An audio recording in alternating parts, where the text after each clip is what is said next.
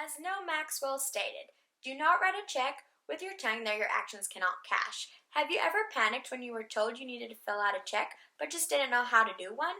There might be a couple of questions that arises when you're filling out a check. While checks are not as popular in today's culture, it is still an important skill to have. However, I understand that checks are an old school method payment, but in some cases, a personal check could be the best way to pay for a bill without getting charged a debit card fee. Here are the materials of writing a check. You will first need a check with the account number, the routing number, and the check number written on the right-hand corner. Second, you will need a pen. Make sure the pen is not washable.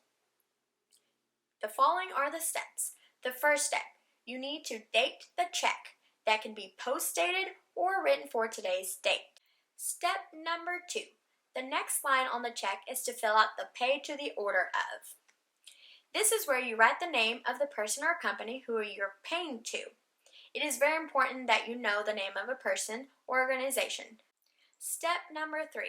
Write the payment amount in numbers. There are 2 spots on a check where the payment should go. The first is on the right-hand corner where the amount is. This is where you write it numerically. The next spot on the check where you should write the amount is called the legal line. This is where the amount should be written in words. Make sure it is written clearly and correctly, as the banks will make sure that the amount corresponds to the amount written in the box. Step number 5. This step is completely optional depending on the circumstance. There is a spot on the check where you can fill out a memo. This means that there is a place on the check for you to write a description as to why you made the check. For example, if you're paying a bill, you can just say phone bill. Step number 6. On the check, there is a last line at the bottom right-hand corner.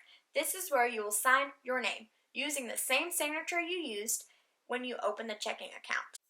As people in my life told me, practice makes perfect. Well, to a certain degree.